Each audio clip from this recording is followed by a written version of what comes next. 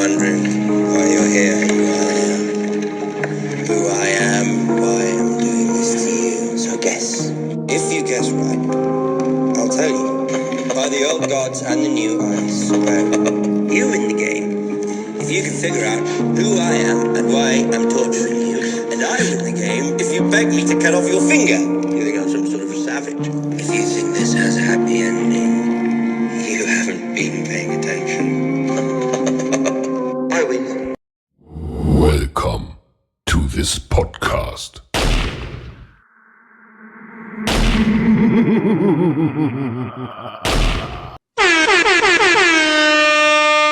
All right, welcome back to the Same Shit, Different Day, the podcast. Same shit, different day. What up, Cat? It's good, bro. Episode 25. Here we go. Oh, here we go. 25. Back at it again for another one, baby. Yeah, a little late this time. We decided because there were no MMA or boxing events going on this weekend that we would just sort of mix it up and, you know, talk about last week's fight night. A little late to talk about that, but then we'll get into UFC 264, which is a huge event coming up this weekend. So, oh yeah, it's a real big event when Conor's there. Always is, man. Always is. We got some fights to talk about, though. Yeah, man. Last week was pretty decent event. I got killed on the picks, but whatever. Oh, I don't want to gamble anymore because of that fight card. Yeah. Speaking about gambling, that's a good lead into Justin James. Yeah, Justin James. Yeah, my man had Chrissy Malloy status written all over him. No, you can't be throwing those vibes out into the air. Keep that to yourself and show everybody the ticket afterwards. You had mad negative vibes coming your way, and I know it was a split decision.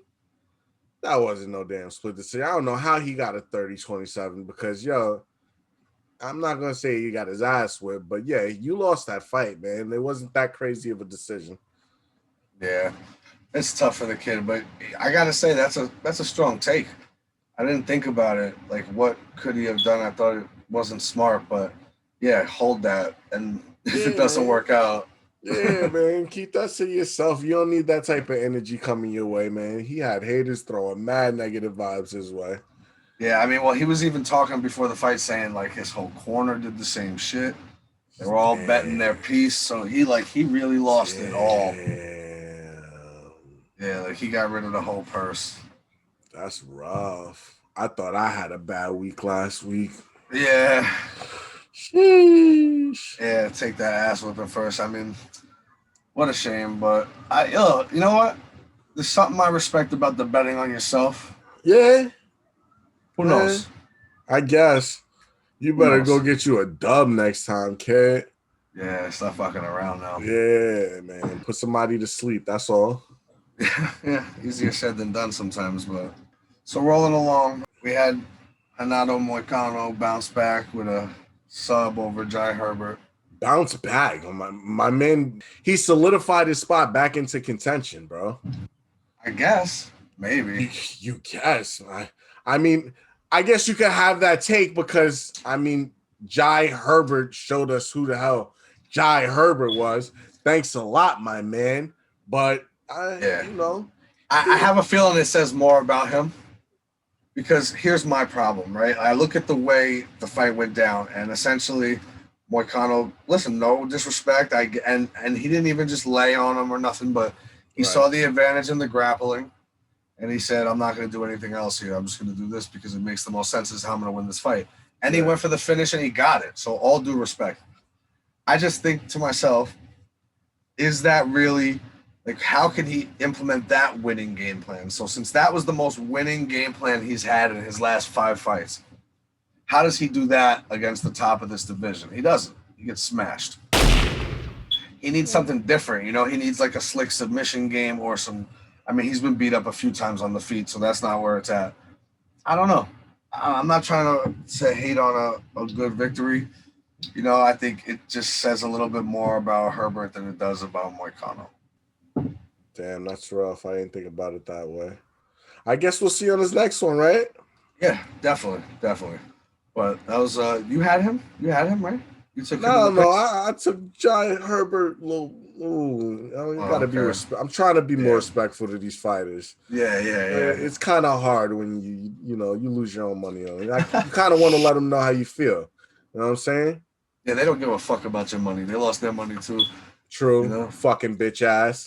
Because they get, forget about dude we just talked about before, but all these fighters, especially in mixed martial arts, it's like this show and win bonuses basically, which like splits the contract in half. Yeah. So a lot of them lose that second check, That's tough. Right. That's tough. But yeah, man. So in terms of respect, Tim Means still doing it. I know you had him. You did have him. Yeah, I definitely had him, but it's another one of those cases like the dude from last week, the week before. When you gonna call it quits, my man? I mean, yeah, you look good in there, but I mean, Nicholas Dalby, you're gonna continue to fight bums, then I guess. Oh shit! But oh shit! Yeah, man, we taking that approach. What can I say? Yeah, results are out. Tim Means by decision. Let's just keep rolling because I want to get through this card anyway. I'm shaking with excitement and nerves for next week. Oh, you ready to go? All right, Philly Pineda. That was a quick little no contest, huh? Oh yeah, another eye rape. Oh damn! Without a doubt, they're gonna have to. I don't give a fuck which one of these guys. I don't know. Trevor Whitman has a pair of them. Even my boy Conor McGregor has a pair of them. This one's got a pair of them. That one's got a pair of them. Somebody just fucking figure it out. The old pride gloves, whatever the fuck. Basically, right now, you can extend your full hand out with the glove on. And back in the day with pride or any version of these multiple gloves that people have put in a different label on, basically curves the hand in a little bit like this. Right. And they say it works a lot better and protected from the eye pokes. Who knows? Everybody's gets every fucking event. Somebody gets absolute eye rapage. Pretty much.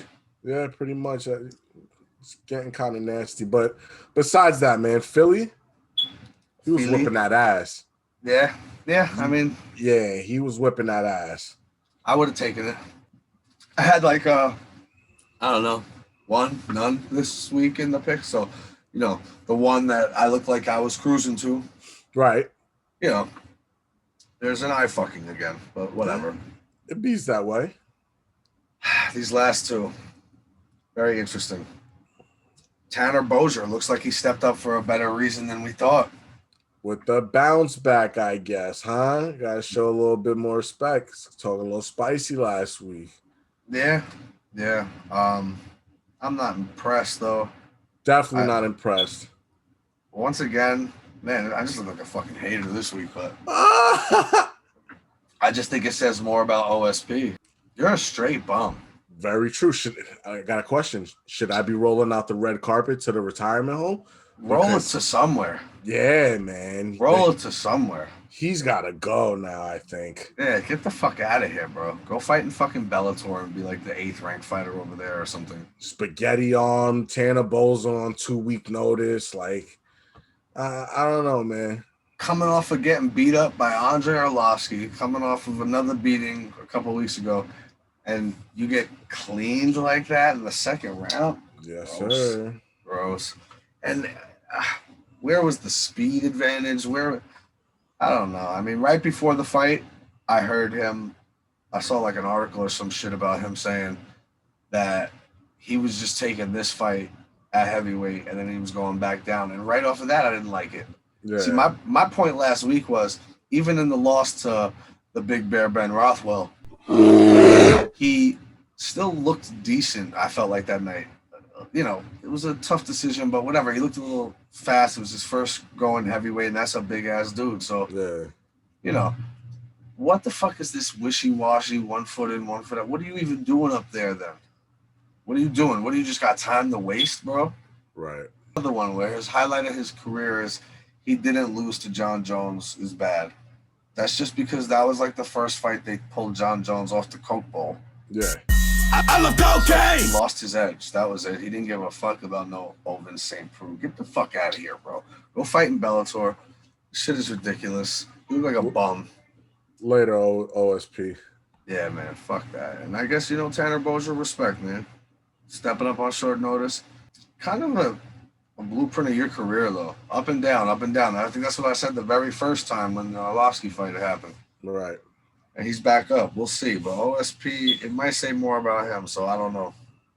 As we got the main event of the evening, Gane, Alexander Volkov.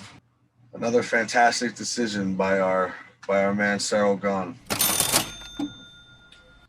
Am I a hater for the fact that I think if you that motherfucking big, I need to see a couple finishes out of you? Oh, he's definitely, he should put up way more finishes than what he does. And I'm gonna be a little bit nicer because it was a little bit of a better display than the fight before this one. Oh, hell yeah. But what I will say is the Alexander Volkov that showed up last week that was scared to throw punches, he was scared to let his hands go. That man should have been knocked out. Absolutely. Let's throw a poll up on the social media and ask which of these fighters in all of these contests that we think Chris might have had money on based on his analysis of the card last week. Wow. Whenever the anger and vitriol comes, that's when I know you lost something. Like, You haven't heard the anger in every single one of these fights. He's a bitch. He should retire. I hate that motherfucker. Nah, but it's true, man. He did. I don't understand. You know why? More than likely, I hate to say it, nobody is like scared. You know what I mean? But I just think the whole concept of like, is an MMA fighter ever scared? Well, I think you can say that they would never be scared to fight a casual on the street. Right. But when they're in their world where everybody's a trained killer, yeah, I could imagine fucking Gane looking like one scary motherfucker, bro. Gigantic. Definitely. I saw training footage of him sparring a little bit with Francis, and he towers over him too. Really? Like, even like mass and everything. Like, I'm not saying he'll beat Francis. Yeah. I don't think he's vicious enough. And that's the problem. It's like God gives you things for a reason. Because if that guy was like, had the attitude of like Nate Diaz, the entire world would be in trouble.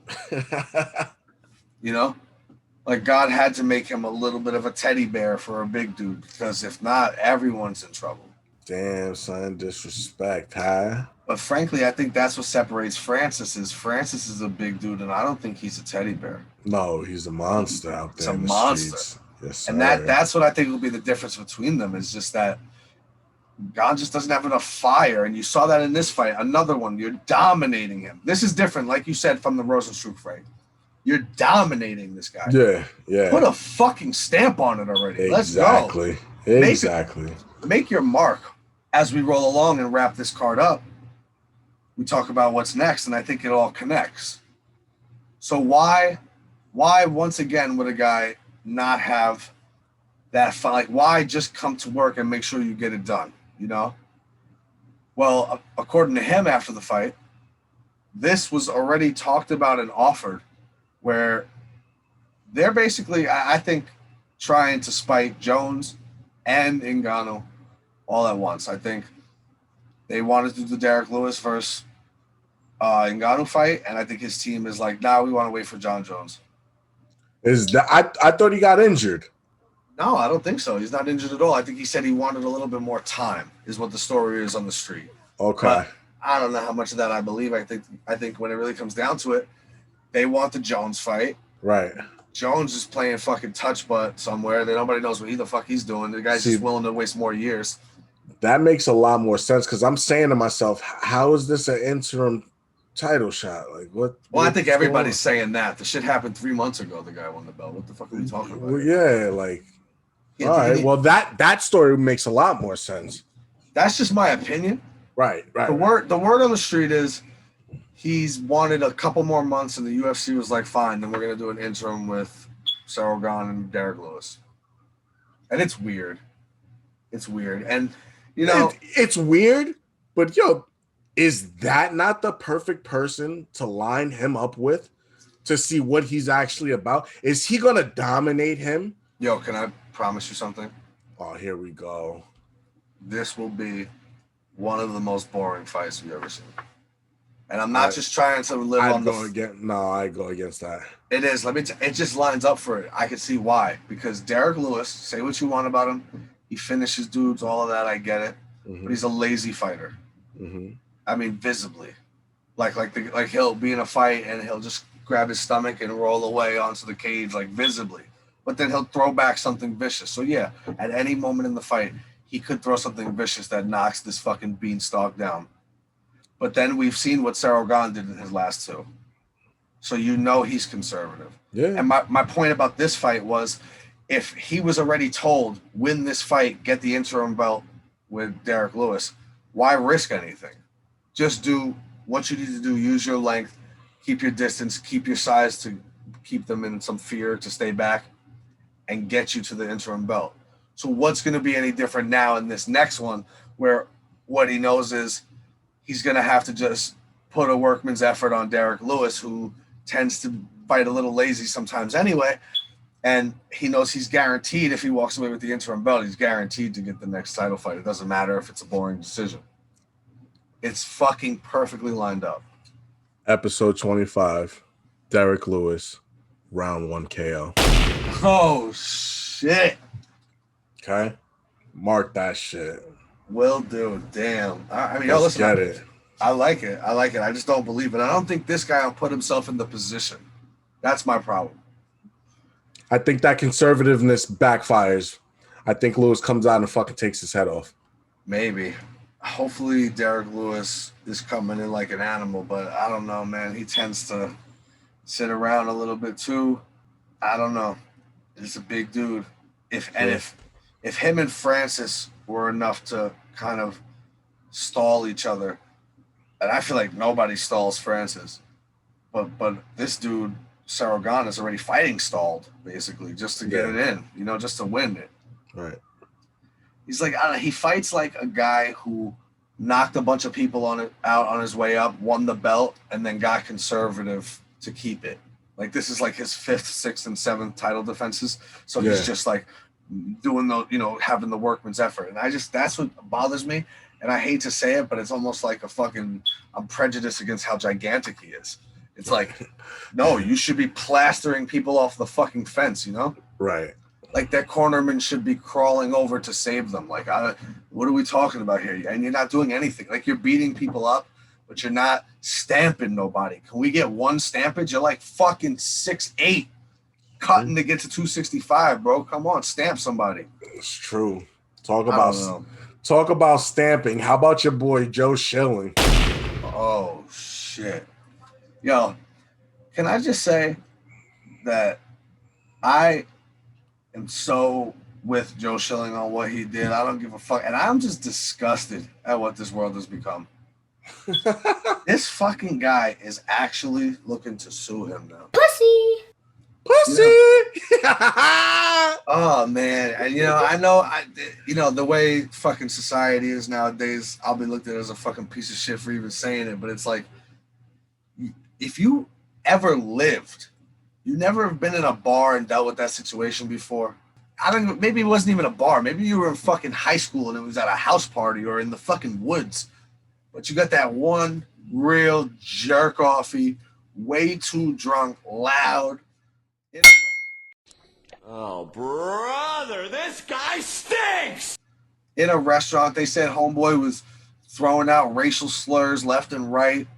He slid past him, not necessarily in the most polite way, which go fuck yourself. I wouldn't have either. He didn't slid. Nah. Joe Schilling walked past him and bumped him. I mean, it was more than just a nudge, excuse me. That was a... No, it was like a yo, move out the fucking way. It was yo, get the fuck out the way. It was 100%. Yo, I see him standing there. I'm gonna push him out the way. Who the fuck is that guy? You idiot. You stupid bitch. It was at this moment that he knew. He fucked up. Push him out the way. Yeah. 100%. I don't know whether he knew these people from the bar or I don't know the backstory, but But before you know that this guy said anything racist, if you watch it with the volume off, when I first seen it, I was like, "Yo, that was tight pussy." Wait, on whose part? I mean, on Joe Schilling's part, like you came through, like dude didn't notice he was coming. Like my man was fucking sauced out his mind. He came through. He seen him. He pushed him out the way. And then when my man said something, and he knew he was going to say something. You're saying wait, you're telling me you didn't see the other dude kind of do the flinch thing when he turned back to him? No. Wait, what?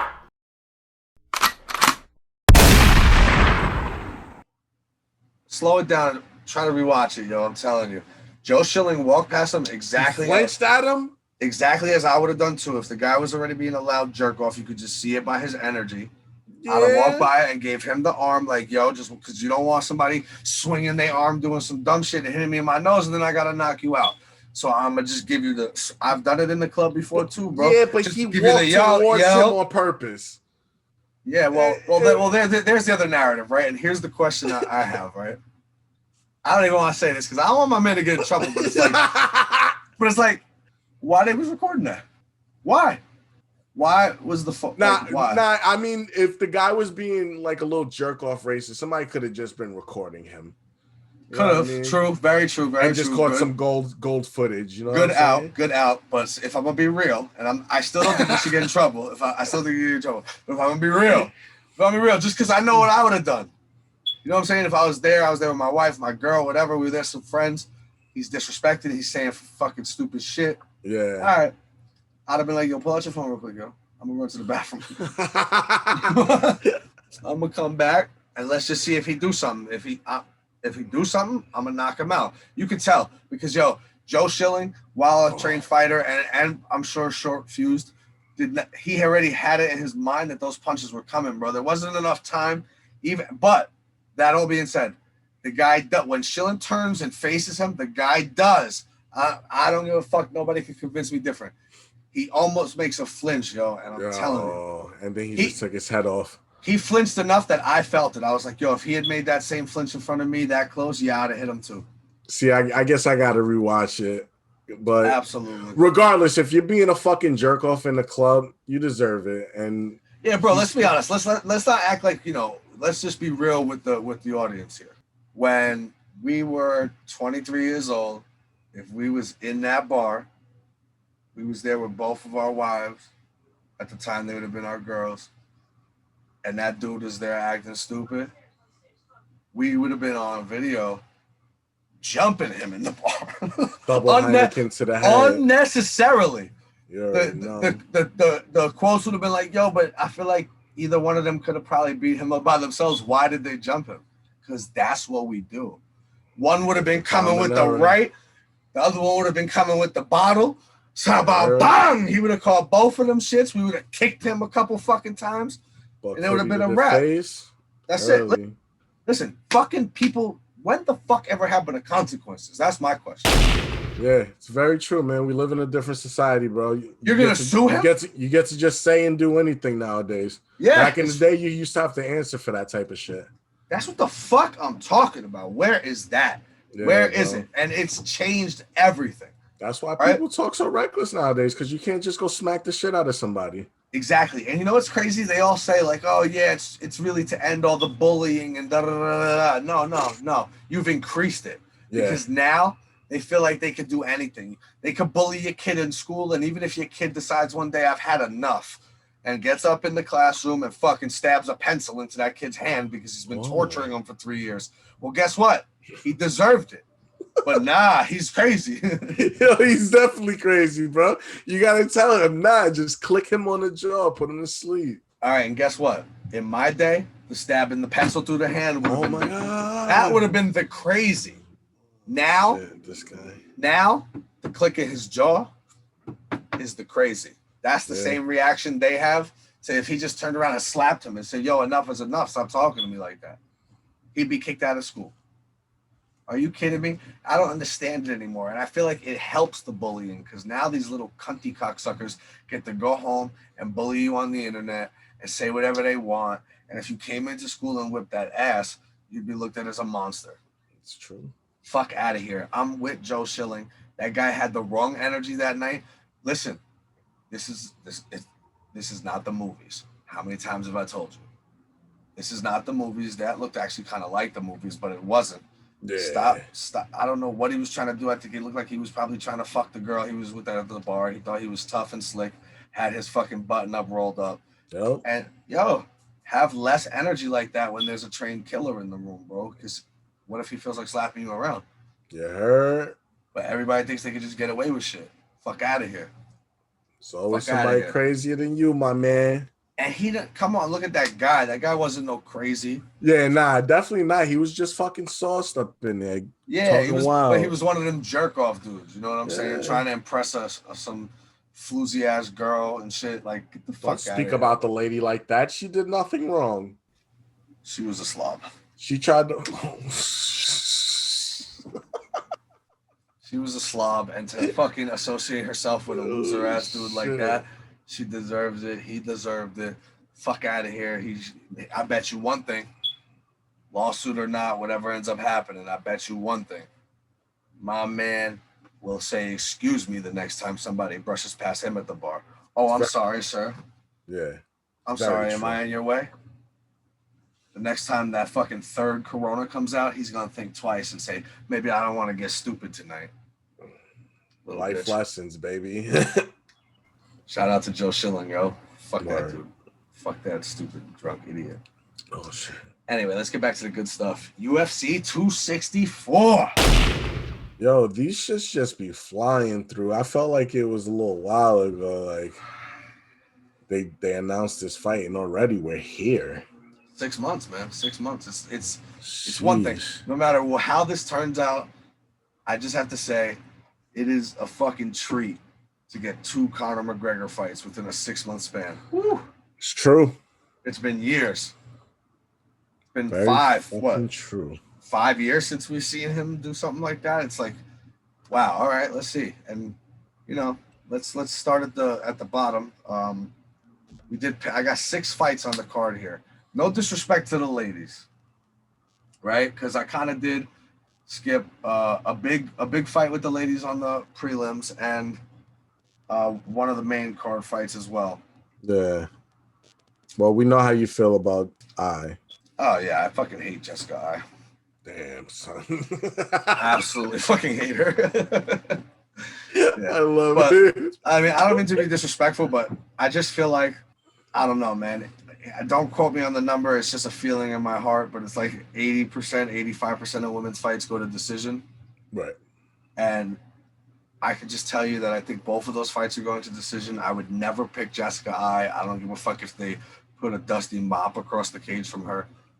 The mop would figure out a way to crack her across the head and knock her out. So whatever. And I don't know. There was just so many fucking fights I wanted to talk about that it's like, we already got 6.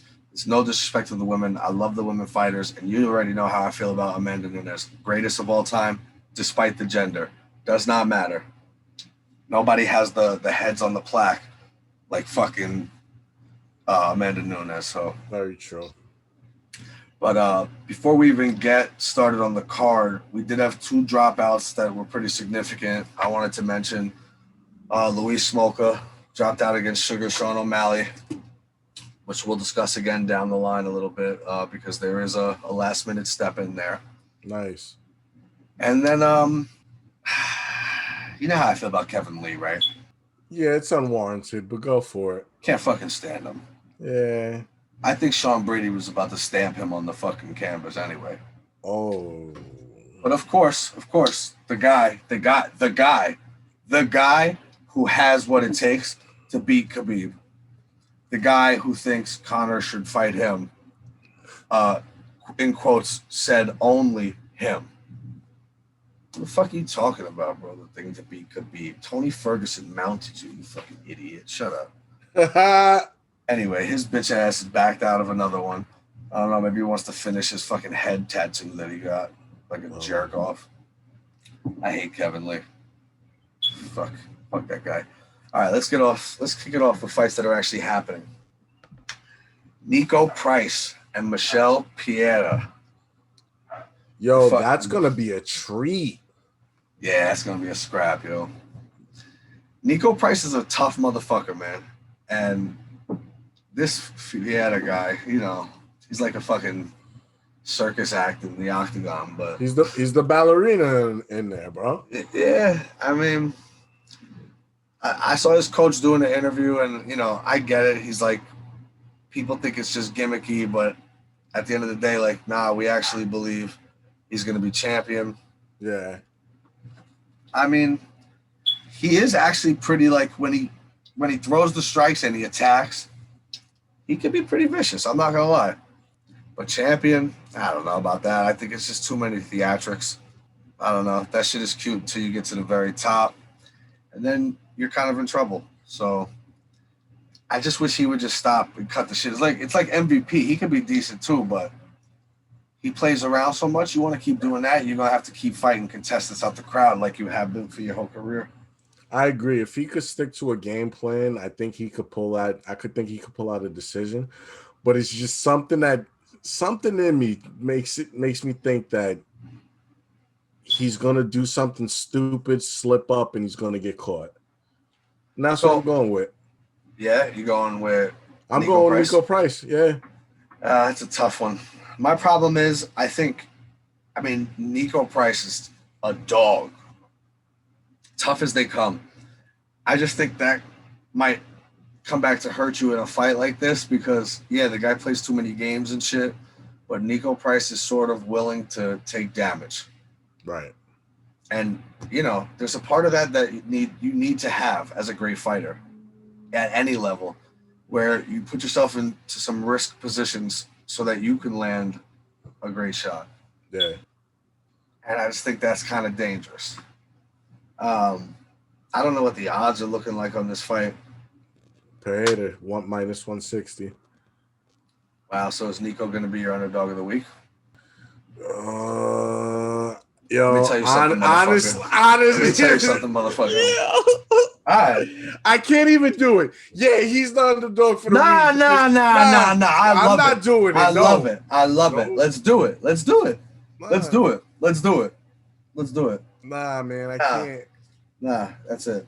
I won't do it. Nope. Nico Price. Nope. Can't happen. Nico Price, underdog of the week. I'm taking Michelle Pieta. I think he's gonna land something bad. Nico Price, tough guy. All due respect. I have all the respect in the world for him. I just think he's willing to take damage, and this guy is willing to give it. He'll do something stupid, that's for sure, but I don't know. I think he'll land some sort of head kick, fucking shin across the forehead type shit, and put him down. But yes, that's gonna be my pick for the night. Okay. As we go on, this is a very interesting one. It's kind of similar to the Matt Brown, similar to what we were just talking about with Tim Means. We got Carlos Condit back in the octagon, man. I don't know, man. Another one of these old-time vets that this is, once again, back at it again. One of those fights where it's like serving them up on a platter. -190 is not enough for Max Payne Griffin coming in to bring the pain. Yeah, I mean, we saw what happened in Max Payne's last fight. Yeah. He crushed that dude. I didn't give him respect that night. And I felt like, damn, okay, he's a little bit less of a journeyman than I thought. That was a great knockout. My man told you the night before on Instagram Live, I'm +500 to knock him out. Get your bets in. Yeah, that was last time though, right? He didn't say that again this time. Nah, not yet. Not yet. We'll go check him out tonight, see what he got to say. I just think Carlos Condit is on a 2-fight win streak again. Oh, yeah. Nowhere, you know, and that dude's a fucking legend. Yeah. All right? 100%. Say what you want about anything. I mean, I think Johnny Hendricks probably beat GSP at the end, but that's because he was on the juice. The only legit guy to ever even come close to actually finishing or beating GSP, other than, of course, the legend Massera who did it, was Carlos Condit landing that fucking head kick in the third round of their fight, man, and just rocking him, and I thought it was going to happen. A fucking legend of the game. I remember the night I found out about Carlos Condit, which was the night he fought Dan Hardy, who one of my all-time favorites, one of the guys I loved right away when I was, watching the UFC in that new era after UFC 100. And I just figured Hardy was knocking him clean out, no problem. Yeah. And they like both threw right hooks at each other like Rocky and Apollo. And Condon landed first, and Dan Hardy folded like a cheap suit. Fucking just crumbled. It was bad. I was like, oh shit. And Carlos Condon just kept going for years. But my man, I love you. But this is kind of what the UFC does sometimes, They're not gonna keep giving you Matt Brown and these legends. Court McGee's and shit. Like, yeah, that's not. Look what they now. They said, here we go. Here's our chance. Yes, sir. Let's give Max Payne Griffin another one. And what is it? Minus 190 is not enough, man. That should be 220 before the fight. Probably. Yeah. I mean, if you know anything about fighting, you gotta. I'll say that, and then who knows, But it's always a fight, and I don't think Max Griffin is necessarily fucking leaps and bounds above anybody. Right. But, Condit's a warrior and a legend, but I don't think it's gonna hold up this time. I don't know. I got Max Payne KO in him too. Unfortunately. Nice. I do that with pain in my heart. I say it. All right. I don't even. Honestly, I considered switching off of this one, and either maybe talking about the chick fight that was on the main card, or shout out to fucking Ryan Hall's actually going to get a fight. Yeah, I seen he was back. Yeah, let's fingers crossed. We still got to get a weigh-in, and we're going to get to the fucking cage. I mean, not just him. It's either him or his opponent, or whoever. Nobody wants to fight him. Yeah. The guy fucking jumps down on heel hooks and tears your ACL in 30 seconds into the fight. But, I also considered just doing the Maya Ai fight so I could talk shit about Jessica Ai, but we got that off for a second. So let's just talk about it, man. Suga Sean, he's back. Suga Sean on a card with Conor McGregor, I find very interesting. But, yeah, so we lost Luis Smolka, and now we got Chris Moutinho. Yeah, man. Chris Moutinho. We ain't got to stay on this for too long because my man is minus 700. Yikes! He's got the height, the reach. He's going to go fucking introduce my man to the UFC. We ain't got to talk about it. Minus 700, he's going to win. It is what it is. Let's get to the fucking main point. Hold on. Let's get to the main point of this shit.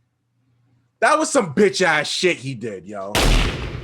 How the fuck you going to choose this guy? How are you going to choose this guy when you've got all these other names and contenders that deserve that fight? Especially on short notice when they're going to throw their hat in the ring. That was some bitch ass shit, man. All right. Only thing is, I'm not exactly 100% sure it was him who made the decision. Couple reasons why. Now, multiple people did throw their hand in the running for this. I will say, as we both know, like we're big Merab guys. Merab would have whipped his ass. Merab would have washed him. I was all over social media trying to say, and I'm a Suga Sean fan, for real. I really like this dude. We 420 friendly, so we gotta like Suga Sean. Smoke weed every day. Merab's the future of this division. True. Even Aljo knows he's got to get the fuck out of here soon because Merab is the future of this division. So do I think Sean O'Malley was going to accept that? Nah. I also don't think the UFC would do that right now because that is literally a title fight 3 years from now. I guess. And then I think I want to roll into that. Before you go burying Suga Sean, are we sure the UFC didn't say it's a fucking stacked card? We got Conor McGregor on this motherfucker. We got a banging fucking co-main event. We got a crazy main card. We got a great prelim. Do we need to risk the status of Suga Sean O'Malley in this tonight? All right, yeah, that makes a lot of sense.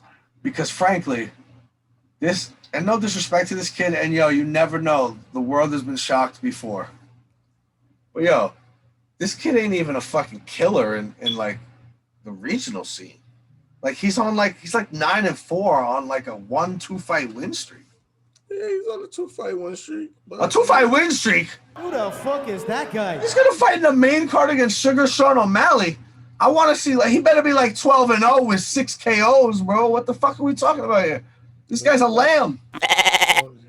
So here's why I don't want to bury Suga Sean yet, because you know I'll be the first one to get egregious and start talking shit like, yo, you a pussy, you took this fight? Yeah. I seen my man on his live on IG. This is Suga Sean O'Malley's IG. Yeah. Playing the song or whatever, and he yells, "Let's go, Simon." Duck, duck, duck, duck, goose. Where you at, Simon?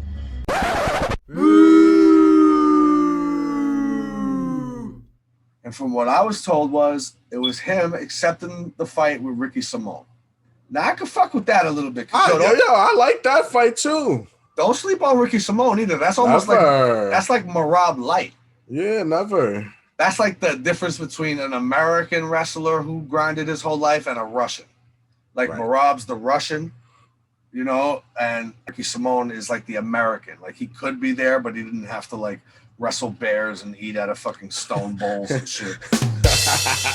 You know, so like he's not gritty like that, but he's a tough guy too, and I'd have loved to see that fight. And I think I'd have a lot more respect for Suga Sean saying that's a great stepping stone to get where you got to go. Because at the end of the day, bro, when you get to the top of this division, you got the Aljo, you got Peter Yan. He's a striker, but we've also seen his wrestling, right? You got TJ Dillashaw. You know, I know there's no butt juice anymore, but maybe that means he won't be as much of a striker, and he'll go back to his wrestling pedigree. Point being, there's a lot of wrestlers up there. So Ricky Simone is a good step because we both agreed, eventually once Sean is there, he might get it before him probably because he's flashy, but Marab's the end game because Marab will whip that ass. So Ricky Simone is a good stepping stone to that. This? Wait, what? Who the fuck is that guy? I mean, yo, go get your paycheck, bro. But if it's like that, yo, Dana, just a heads up, bro. I'm just letting you know. If it's within 10, 15 pounds of my weight, I'm willing to step in against anybody you like for a check too. What's up? If we just giving them out, you know what I'm saying? I didn't know you could cop a pair of UFC official merchandise gloves off the store and it comes with a fight. Yeah, true. Okay. Yeah, as you said, plus 700. We probably talked too long about it, right? Sean O'Malley by KO. If it's not, that should be minus. We got some shit to talk about next week. Yeah, it better be. All right. Let's go. Tai Tuivasa returns to the octagon to face Greg Hardy. Pussy! Ooh, when Greg Hardy wears a wife beater, it hits different. Oh, shit. Yeah, I ain't never got too much to say when this guy comes to fight. One, he too goddamn big. You know, I'm gonna try to keep it respectful. Pussy. But two, I'm always I'm always rooting to see him get knocked the fuck out. So I ain't got nothing else to say. Tai Tuivasa by KO. Yeah, man, we don't fuck with women beaters here at the Same Shit Different Day. Nah, man. I definitely am looking to see him get KO too. The one thing, if I could just be a realist though, I got to give him a little credit. Like he definitely is fighting legit guys. You know, 7-3. And I'll give him that. He's improving as a fighter. He's a pretty good fighter too. Had he done this shit at the beginning, it might have been a whole different life for him. Maybe he could have learned to exert his aggression at work. Yeah. Instead of coming home and doing it to his wife. Uh-huh. And then maybe he could have been a champion because he started when he was younger. True. But what I'm gonna hope for, and you know, I don't know if it's gonna happen. I mean, I'm a big Tuivasa fan. I'm hoping this Samoan steps in there and teaches this guy a lesson. Clubs him. Just teach him a lesson, man. I'm a little concerned, but ain't no fucking way I'm taking no Greg Hardy. I got Tai Tuivasa, probably by decision. I don't know. These big dudes, you know, big dudes could go out, but yeah, I just see Tuivasa putting a beating on him. It's like you could take these guys out and drop them in a movie where like Greg Hardy's being a little physically aggressive after a couple too many drinks with his wife in the bar. And Tai Tuivasa is in there fucking drinking shoeies with a couple of his friends. Very true, in the corner. Right? And then and Tai comes over and goes, "Hey, brother, why don't you leave that girl alone?" And he turns around, you know, Greg Hardy's all big and muscly, and Tai Tuivasa looks a little McDonald's-y in the stomach, right? Yeah. And you're like, oh, yo, this Greg Hardy dude is going to fuck this dude up. And Tai Tuivasa just beats him pillar to post up and down the bar, you know, and then you find out that the movies ain't real life. You know? What's he screaming at him while he's beating his ass? What's he say? Use your Aussie voice. Nah, I see you trying to catch me. I see you trying to catch you. All right. Yo, brother. No, brother. That's how they be talking, bro. Huh? Oh, shit. I'm bugging or no? I have no fucking idea, kid. Yeah, I don't know, man. I don't know. I'm not sure. Yeah, so Tai Tuivasa by beating, I hope. All right, the co-main event. This is a great fight right here. Very, very interesting after it happens. But we got Gilbert Burns, his first fight back since the loss to Kamaru Usman for the title. Yep. Going up against Wonderboy. A warrior. Warrior, legend still in the game, but a legend at that. Yep. It's right there, man. Nobody else in the top. You know, and I'll be honest with you, I kind of get the feeling this might be why they haven't really officially announced the Kamaru Usman-Colby Covington fight yet. I was pretty sure that's lock, stock, and barrel. Like, let's go, let's do it. Yeah. But Wonderboy is the only guy left, really, in like the top 5, top 10 of welterweight that hasn't lost to Kamaru. Right. So is there a chance that if he has some spectacular performance, they announce him versus Kamaru and make Colby and Masvidal fight? I would love to see it. I would too. And I say put it on the same fucking card. How many locker rooms do you have in the building? Because where do you put Kamaru, Colby, and Jorge in the same night? and then nice ass Wonderboy just in the middle of it all. Gilbert Burns. I told you how I feel about the Burns brothers. Yes, sir. Fraud. Gilbert's a little better than Herbert, but that ain't saying much. Yeah, man. It's like we said before, bro. He caught a lucky streak, man. He caught some of these legends with the big names at the right time, bro. Yeah, absolutely. Because I don't give a fuck what he says, man. Tyron Woodley in his prime smokes that guy. Easy. Come on. Easy. You know? Caught Damian Maia on the tail end. Yeah. I mean, I don't want to completely discredit the fucking guy. He is accomplished. He's a great fighter. He's tough. Yeah. He's tough.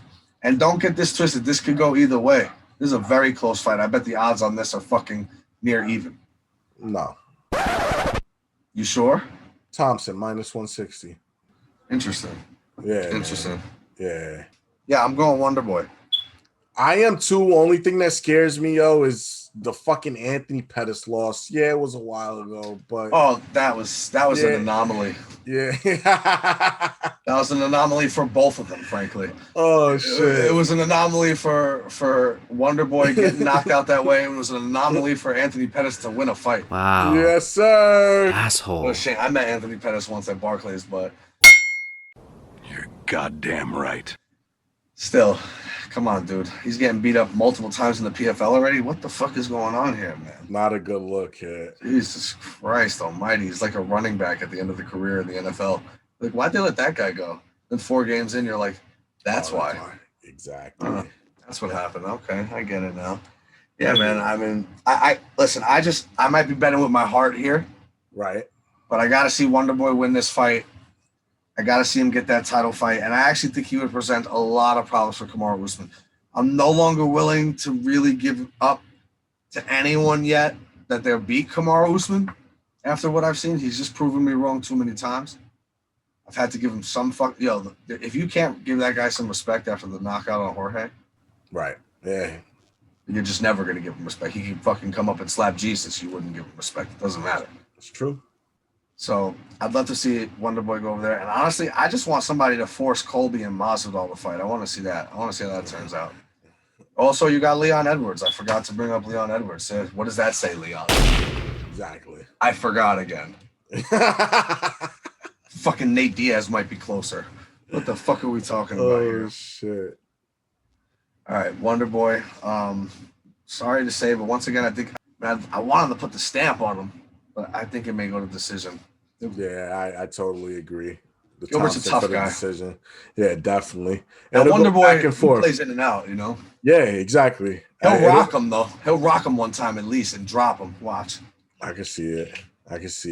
I think he uses the reach. He avoids the takedown. He gets the decision. Does what he has to do. This isn't 5 rounds. This is 3, right? Yeah, no, it's 3. Nate Diaz is not in this. Yeah. Cool. Yeah, it's called the Nate Diaz rule.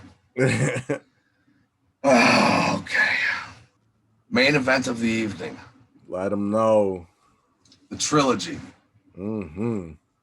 Dustin the Diamond Poirier. Conor the Notorious McGregor. Oh, man, Chris, I don't know, man. I'm nervous. Whatever happens after this, it's going to be big moves after. Either way, he wins. He's got to be up there for like the title shot, no? Without a doubt, whoever wins this fight's getting a title shot. No questions asked.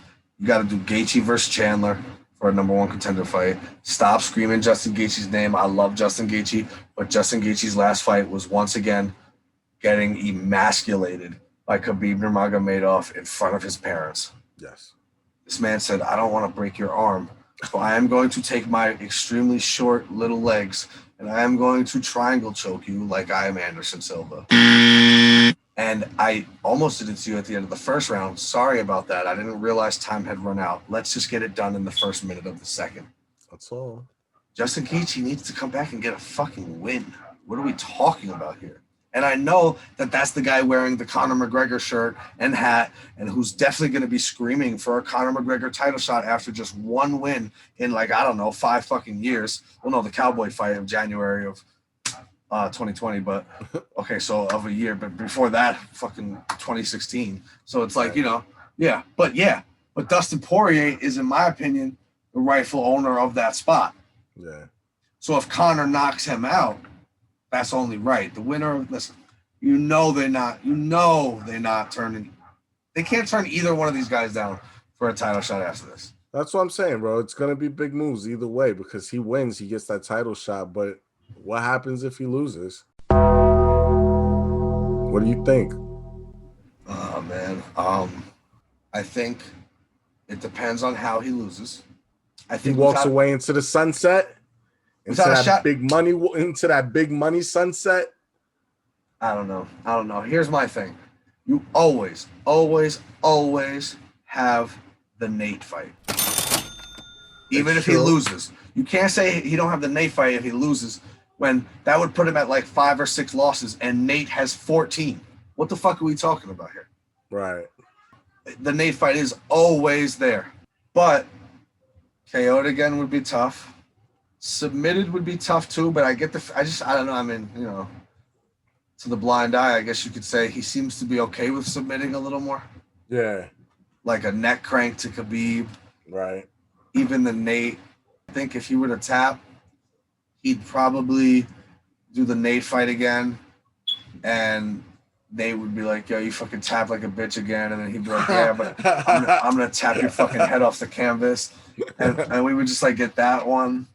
But a KO, I don't know. I think a KO, to be honest with you, if he got KO'd again, people forget that he had a narrative while he was, a couple of years ago when he was very active about just being nervous about head damage.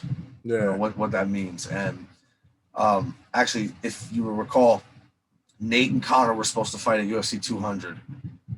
That got canceled because Conor kept refusing to go to any press conferences. He was like, "No, fuck that. I'm not doing. I need to train," because it was the rematch after getting subbed. They were going to do it at 200, and just a couple weeks before that, one of the fighters out of his gym in a regional scene got in a fight, and he died from the injuries in the fight and getting knocked out. And Conor went into fucking Rocky mode, like shut everything down, didn't go to any media, just train. You know, him and his team were mourning and training all at the same time.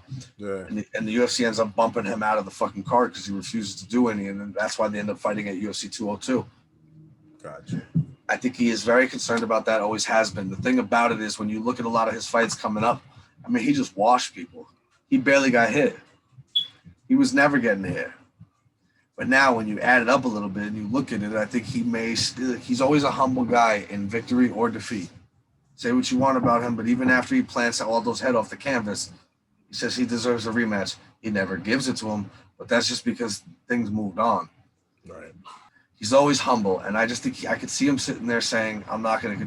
I'm rich. You know, I made a lot of money. I got 3 kids now. I don't want to like not be able to talk and shit and be shaking when I'm older." And when you look at the add up of damage lately, you know, the Nate fight, the first one's a lot of damage. The second one, they just fucking scrapped for 5 full rounds. Then he goes into the Eddie Alvarez fight, he was in the Matrix that night. It's the greatest performance of all time, biggest stage of all time. They were selling $800 fucking stool seats in the bar at MSG. Okay, he washes that guy to raise the 2 belts. You're goddamn right. Greatest performance ever. So we still have the residuals off those Nate fights. Then we go and we fight Floyd Mayweather. And Floyd, you know, Conor won a couple rounds early on. And no, Floyd didn't put him down. But you know, that's why boxers are the way they are. Because the gloves are enough protection to get your head rocked, but not knock you unconscious. People think losing the consciousness is the danger. And I mean, it's not great, but actually it's less dangerous. I'm not a medical doctor, so I don't want to say it, but it is. It's just from example, you could just see the pounding over the years. So like if I could punch you just enough that it doesn't knock you out, you're willing to absorb more and you take more over the years. So that's why a lot of these guys are the way they are. And I think he took a lot of damage in the Floyd fight. And he comes back, he fights Khabib. Yeah. I know it ended by submission, but he did get rocked that one time down. He got up instantaneously and landed a knee on the shoe, but whatever. He got rocked. And then now what happened in the Dustin fight in the last one, that's the worst he's ever taken it. So true. One more like that, I could see him saying, it's just not worth it. I mean, he just made $200 million off the whiskey. And it's still his whiskey. He shut me the fuck up. He said, what the fuck you talking about? It's still my fucking whiskey. It's Conor McGregor's fucking proper number 12, kid. Yeah. I just own 12% of it now, and I made $200 million. Now, folks, you see that honest stats right there? All of that was straight honesty. Give them your pick now, kid. Nah, fuck that. Conor McGregor. You know, I've always said to myself, I can't ever be in a position where I get to experience the true joy of this man smoking somebody in the octagon like he always has done. Right. And I sat there and picked against him. I can't do it. Right? Fuck that shit, yo. Conor McGregor, knockout. Let's fucking go, bro. That's important. You know what your fucking problem is this time, bitch? Now you're coming in with too much confidence. See, what I saw in your fucking eyes in the last fight was, I don't know what to think here. And then Conor hit you with a couple and you said, holy shit, that didn't put me down. I could fight this guy. Yeah. Wrong. Now you're going to come in with that confidence. I could fight this guy. I can handle it. Don't get me wrong. The left hand lights out hasn't transferred as well from it at 155 as it did at 145. But I still watched him mop the floor with Eddie Alvarez. Conor McGregor always adapts. It's true. He always comes back stronger. He's not going to take this lightly. I agree. Dustin can go fuck himself till after the fight. And it's all love. Saturday night, Conor McGregor. We ride with you, kid. I actually think, crazy enough, I'll go Conor by decision. Shut your mouth. That's the wrench I'll throw in it all. Okay. Conor by decision. It's going to be very similar to the second Nate fight. He's going to put him down a couple times in the first round. Maybe once again, even in the second. But Dustin's tough as a brick, man. Don't sleep. He's tough as a brick. It'll be perceived that Conor is slowing down a little bit come the third and fourth. Right. What that'll really be is him conserving the energy to come back and finish it off very strongly. Conor McGregor by decision. And then moves along to fight Charlie Olives for the lightweight title afterwards. I like it. I could see that. I'm going to get spicy, though. Conor, round 2. Starches him with the left. Jumps on him. Closes it out. I love it. Round 2. You know, I saw an interesting clip of the post-fight interview that Conor did after he beats Dustin the first time. And he says something in there that I'll clip and put here in this pod because I don't give a fuck. It's exactly what he needs to say to himself in this fight. You said coming into this fight that his movement was basic. What did you mean by that? I just find that a lot of mixed martial artists get into like a rut of coming out with that Thai boxing flat-footed style. Against a guy like me that's in and out on lighting his feet and the angles are different. It's the old age. This is the new age. Enough with the stiffness. Go listen. It's not like you have to learn your whole career over after all these years of MMA. Yeah. You just have to forget whatever that horse shit is you were doing for the last year and go back to what you did your whole career. Listen, he's still going to kick your leg. Conor's going to kick him back in this fight. Watch. He'll kick him back. He's going to try to do the same thing to him.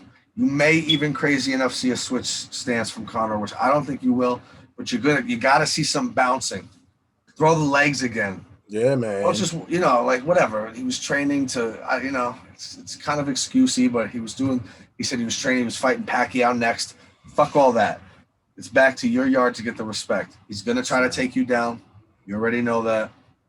You need to create a car crash every time he shoots on you. Get back up. Teeps to the body. What happened to the teeps to the body? Sapping the energy. You know what I mean? Dustin's a big 155 dude. I know he cut to 145 at one point, but who the fuck knows how? He's a big, remember him in there with Max? Yeah. Looked like he was 170, bro.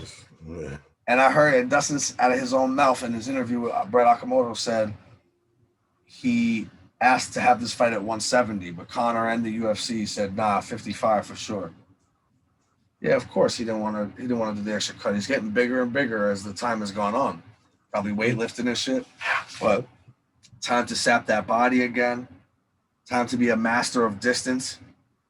You only flinch when you know that punch could hit you, and if it can't hit you, Conor's the master of doing that shit where it fucking just barely grazes a nose hair, and he's able to fucking counter you so right in the pocket because he didn't flinch too far back on the punch. Let's go, Conor. Let's go, because this is it. This kid is going to try to take you down, and he is going to try to submit you. That is the game plan. I promise.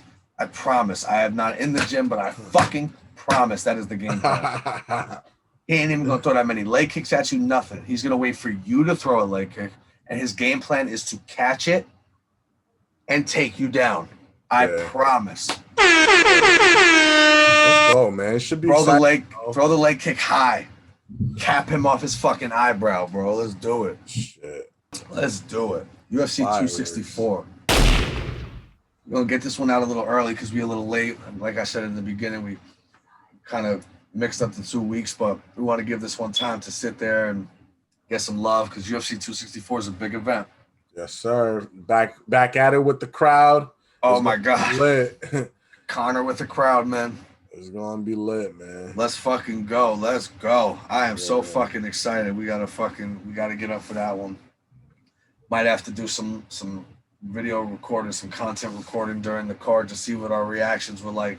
All the fights were going on. I don't know. We might have to do it. I hear you. Before we get out of here today, I wanted to just quickly can't go without mentioning the NBA playoffs. At this stage today, we are sitting here on Friday, July 2nd. Chris Paul, man, finally makes it to his first finals, 16 seasons in the NBA. How about that? Gotta appreciate it, man. Suns did their thing. They played like shit before the pandemic. And to a point where Devin Booker was finally starting to get like really nice. And you were wondering, like, yo, what the fuck is happening? I'm like, DeAndre Ayton was always a nice player. Nobody's given up on him yet. Yeah. And it's like, they still losing. Then the pandemic happened. And I remember they went into the pandemic pre-Chris Paul, went 8-0, but just missed the playoffs. Yeah. Should have been in it, really, because I'd like to see what they did last year.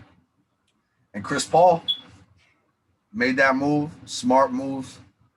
The guys deserved it for a long time.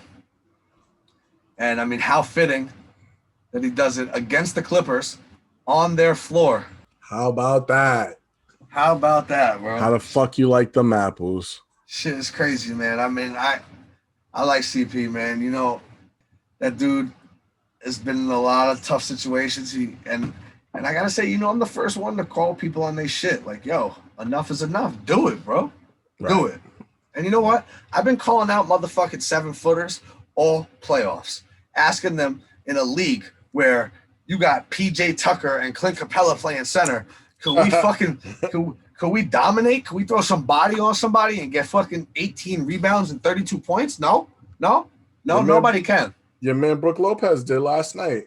Yo, that's what I was about to say. How about the first big dude to do it is your boy Brook Lopez. How about that shit, bro? How about that? Him and fucking 6 foot tall with thick sole Jordans on Chris Paul, who's been hurt ever since that shit happened with his shoulder, bro. He hasn't been the same. Frankly, he really hasn't. He showed up at that game and he chose violence. He said, "You're not winning. I'm taking this shit." My man was like 16 of 24, 40 points, double-digit assists. You know, my man was killing them out there. Killing them. Every time LA made a run, he came back down and said, "Wada, nope." Yep. Him and Brook Lopez, the stars of the conference finals. Look at this shit. Look at this shit. I've been looking for somebody to abuse Atlanta's fucking front court since the beginning of the playoffs. I say, yo, Julius Randle, my boy, fucking Nerlens Noel, we should dominate these clowns. That didn't happen. Okay, well, that ain't going to happen. Sure, fine. Don't matter. You know Joel Embiid in Philly and Ben Simmons' big ass for nothing is going to fucking dominate them, right? Nah, that didn't happen either. I was ready to fall the fuck down. Bro. I said, what is going on here? Oh, okay, how about Giannis? Should Giannis dominate them now? Definitely, nope. right? Nope. And then you got Trae Young sitting out with a fucking bruise in his foot, and y'all still lose to them? Did you see the way he rolled his ankle, though, man? You cut him some slack, bro. He has a bruise in his foot in the most important games of his life at fucking 20, in his early 20s, Chris. Bro, you can't get that. Can't get that early pivot. Look. You can't get that pivot move. Like, don't fucking pivot in front of me, Ross Geller. All right, I can't even take you right now. He's got a fucking bruise in his foot. Oh shit! He's like Rafael dos Nachos over here. Oh, my foot was a balloon. What the fuck are we talking about? These are the most important games of your fucking career. You're the underdog. You should be out there. It's true. You should be out there. You got a fucking bruise in your foot.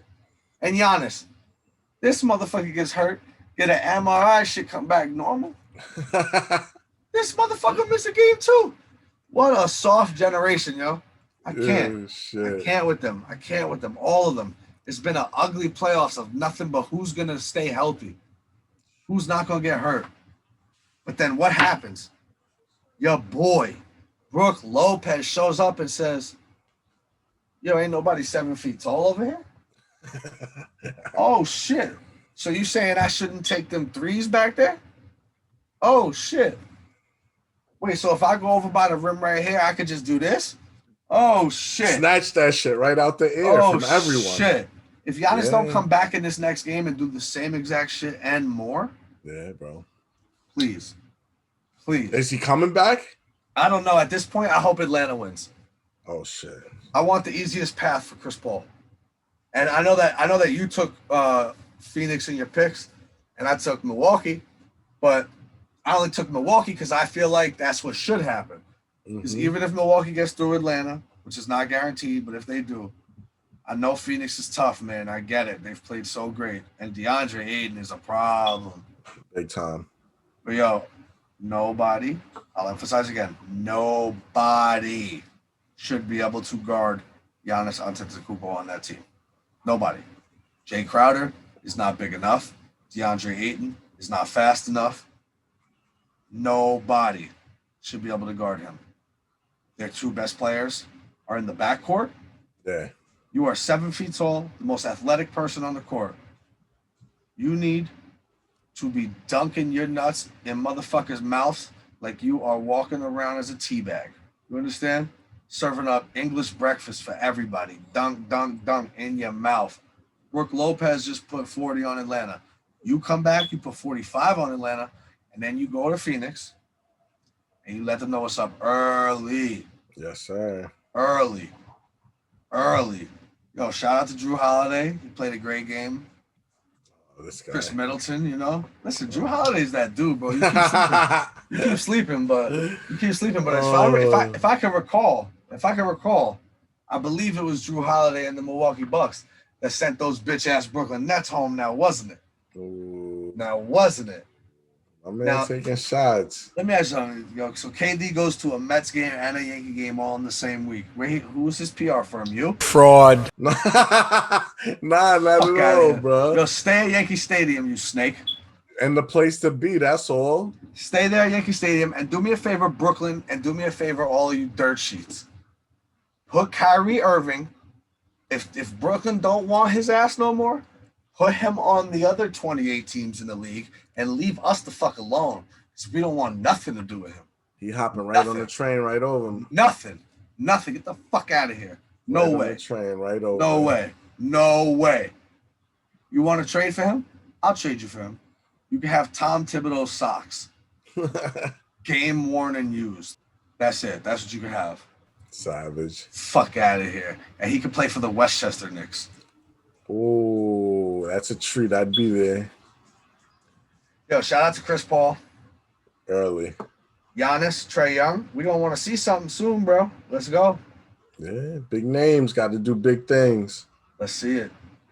But until then, same shit. Different day, kid. You already know, episode 25, brother, in the books. Love you, broski. Love you, broski. See you next week. I'll let you UFC later. 264, Conor McGregor, let's go. Let's do it.